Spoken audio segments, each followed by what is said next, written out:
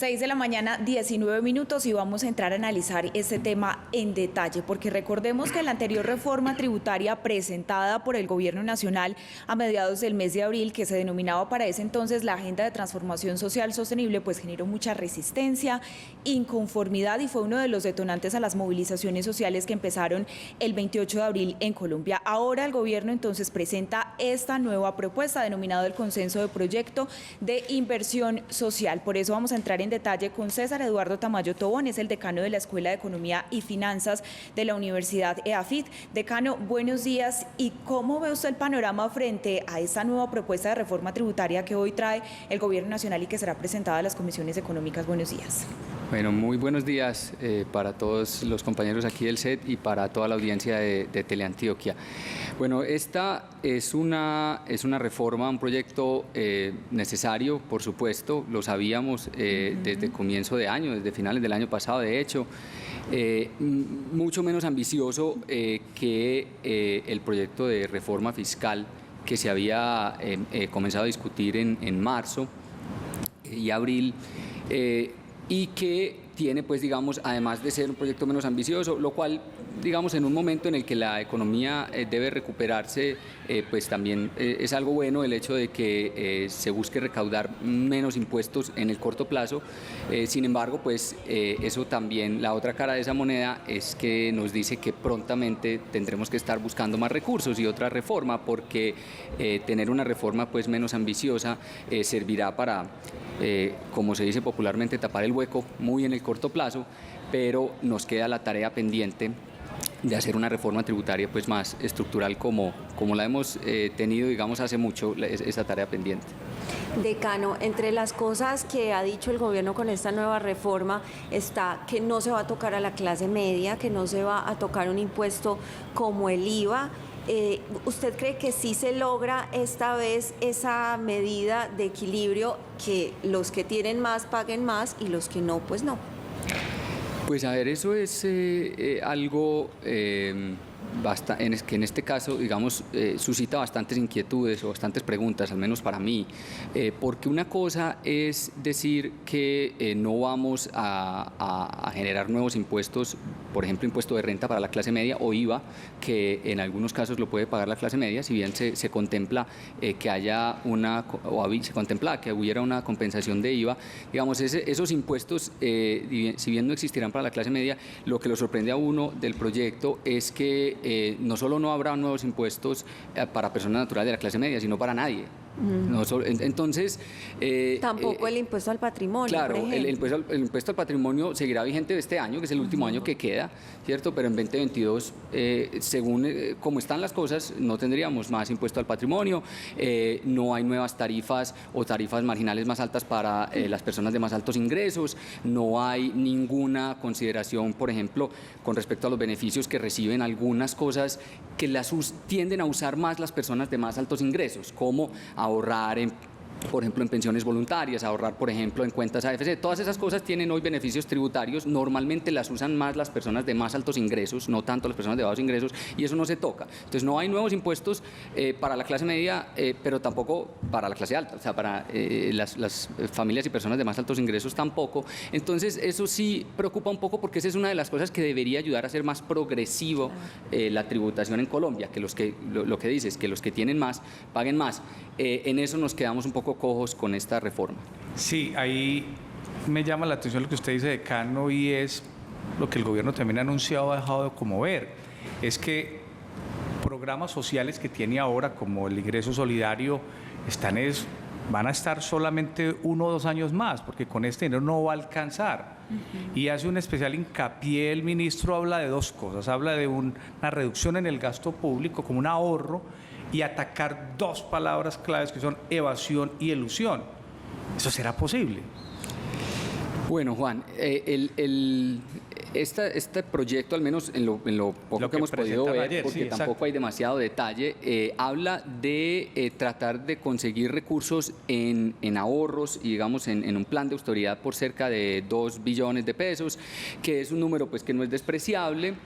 Pero, digamos, ¿cómo se logran esos ahorros? Digamos, ahí está, en este caso, el diablo realmente está en los detalles. Pues, porque uno tratar de ahorrarse unos pesos haciéndole más difícil el trabajo a los funcionarios públicos que ya tienen un trabajo complicado, pues no sé si sea la mejor estrategia, pero yo creo que ahí hay, digamos, hay un buen mensaje, hay una buena señal, y es algo que se podía hacer y se debía hacer, y que de hecho la ciudadanía reclamaba, y que le da legitimidad pues también al proyecto por el lado del plan de austeridad. Y con respecto a la evasión y la elusión, definitivamente esto es algo que tenemos que apoyar todos, digamos, tenemos que felicitar al Ministerio de Hacienda por querer seguir haciendo estos esfuerzos en reducir la evasión y la elusión.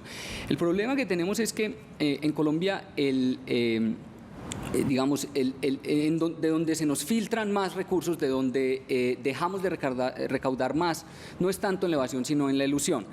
Porque allí, y es más difícil de atacar, por supuesto, incluso para el Ministerio de Hacienda y para la DIAN, es más difícil reducir la elusión que la evasión, porque la elusión, pues, digamos, funciona a través de esquemas que generalmente permite la ley y tiende a también en algunos casos favorecer sobre todo a empresas más grandes o a personas de mayores ingresos, porque montar estos esquemas que permiten eludir cuestan, ¿cierto? Y solamente aquellos que tienen que pagar bastantes impuestos les justifica hacer este tipo de inversiones. Entonces, cuando uno mira, por ejemplo, las tasas de tributación efectiva de las personas, hacia el final de la distribución, donde están las personas de mayores ingresos, de más altos ingresos, empieza uno a ver que son las que empieza a bajar ese pago de impuestos.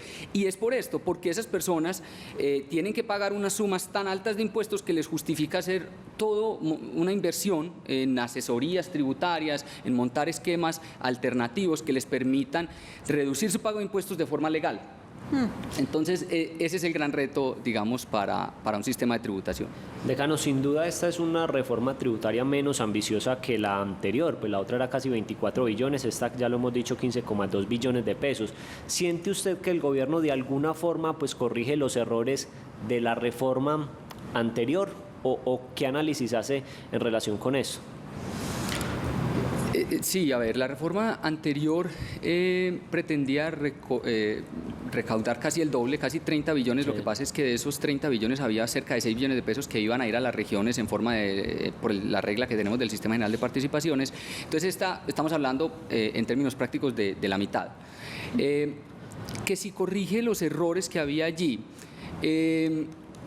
sin duda está corrigiendo un error, digamos, para mí el principal y creo para muchos de los economistas el principal error que se cometió con la reforma pasada, y fue el virtualmente inexistente plan de comunicación y socialización. Este ministro está conversando con gremios, con las regiones, está viajando al país y está tratando de hacer una mejor comunicación y socialización de esta reforma. Y yo creo que eso parece algo de forma, pero termina siendo algo de fondo. Muchas de las cosas por las que las personas se sentían insatisfechas, incómodas con respecto a la reforma pasada, resultaban de la mala comunicación, de que no se explicara, no se entendiera. Yo me sentaba a veces en conversaciones de almuerzo con colegas, incluso personas que deberían tener pues como estar bien informadas, y me preguntaban, esto es injusto y aquello también. Y después de una conversación de 8 o 10 minutos en la que yo explicaba algunas, pero ¿por qué no explicaron eso así? Es que como vos lo estás explicando, ya yo lo entiendo y claro, tiene sentido. Entonces, eso es un gran paso adelante. Que si se corrigen algunos de los errores, sí, pero se mantienen también algunas cosas que estaban en la reforma pasada que, digamos, no tienen como mucha razón de ser. Mantener esto de los 3 días sin IVA, por ejemplo, es algo que yo no le encuentro cómo beneficia esto a las personas de ingresos más bajos o a la clase trabajadora. No le encuentro. Mantener algunos de las... entonces, se le pide, por ejemplo, se va a incrementar la tasa de tributación de las empresas, pero se mantienen unas exenciones a unos sectores que tampoco se le encuentra mucho sentido, en unos sectores de turismo y en unas cosas de economía naranja, en fin. Entonces persisten, digamos, buena parte de las cosas que en particular a mí no me gustaban de esta reforma. Lo que pasa es que muchas se quedaron por fuera, entonces no tenemos ni cómo compararlas, ¿cierto? Pero de las que quedaron, yo creo que sí hay unas cuantas que yo consideraba que no debían estar allí y ahí siguen. Decano, pues lo cierto es que frente a las peticiones que se habían realizado frente a la anterior reforma, lo que se hablaba de esos gastos de funcionamiento del Estado, pues ya están incluidos en esta, también la evasión fiscal. Y hay un punto que me llama mucho la atención y que se dio la discusión en el Congreso de la República y es la de los impuestos a las bebidas azucaradas. Pues no conocemos a detalle, pero ¿cómo ve usted eso? Porque se habla de que se podría recaudar por esa vía cerca de 1 billón de pesos. Sí, a ver, sin duda, este es un impuesto al que tiene estudios detrás, ha habido todo un trabajo, digamos, legislativo, y se le ha sacado el cuerpo en un par de ocasiones, o ha llegado cerquita. Sí, y tiene es muy controversial porque tiene, digamos, unos intereses creados allí y unos grupos de interés que saldrían perjudicados, ¿cierto? Yo creo que esto es un impuesto que los estudios muestran que tiene efectos, digamos, tienen beneficios para la salud y que ayuda a cubrir lo que se llama en economía las externalidades de hacer algo que hacia adelante es perjudicial para mí y puede terminar costándole al sistema de salud. Entonces, es un impuesto que hace esto, recauda por un lado, digamos, 1 billón de pesos. Eso, yo creo que los méritos de este impuesto no están tanto en lo que pueda recaudar. No estoy diciendo que 1 billón de pesos sea despreciable, sino en que es algo que debemos hacer como sociedad, es porque ayuda, digamos, a compensar estos efectos que puede tener el consumo excesivo de cosas, como lo hacemos con el cigarrillo, como lo hacemos con una serie de cosas que son perjudiciales para la salud. Se convierte en externalidad positiva reflejada en el tema de la salud. Los dirigentes del paro quedan muy enojados con esta reforma, Manuel y Decano, porque dicen que no se tuvieron en cuenta elementos que ellos estaban solicitando en el pliego, por ejemplo, la renta básica. Sí. Hablan de una renta básica para una muy costosa, además. Claro, entonces la pregunta es, ¿de dónde sacar esta renta básica? Porque evidentemente no hay con qué pagar una renta básica y menos garantizar a largo plazo programas sociales como los que el gobierno está comprometiendo ahora. Discúlpeme, Juan, le agrego ahí algo. Con eso que dice Juan se viene un panorama de futuras movilizaciones ante sin duda. Esa no inclusión de esos puntos. Es correcto. Vean, eso es bastante probable. No puedo ser mucho más optimista que ustedes frente a eso, pero ¿qué puedo decir? Que aquí hay algo que de hecho ya estaba en la reforma anterior, y es que con el plan que se tiene, lo que se pretende hacer con ingreso solidario es lo más cercano a una renta básica que hemos tenido en Colombia. Es un programa de transferencias que no está condicionado. Hasta ahora hemos tenido sobre todo programas de transferencias condicionados como Familia en Acción, Jóvenes en Acción, Adulto Mayor y demás. Esto es un programa de transferencias que no está condicionado. Es muy parecido se acerca mucho a lo que podría ser un programa de renta básica. Lo que pasa es que el monto, por supuesto, es muy distinto a lo que se estaba solicitando. Un salario mínimo completo, ¿cierto? Es una cosa de un costo muy elevado. Entonces, por un lado, se hablaba de que no se podía pretender recaudar tantos impuestos, pero por el otro lado se decía, pero además necesitamos un programa de renta básica mucho mayor. Entonces, es imposible, digamos, lograr esas dos cosas, cobrar menos impuestos, pero triplicar el tamaño del programa que tenemos de transferencias. Sí. No da. Entonces, vamos a tener un programa no del tamaño del que se estaba solicitando, pero a dónde quiero ir yo como la pequeña luz de optimismo que yo quiero brindar es, esto también depende mucho de qué pase con el empleo. O sea,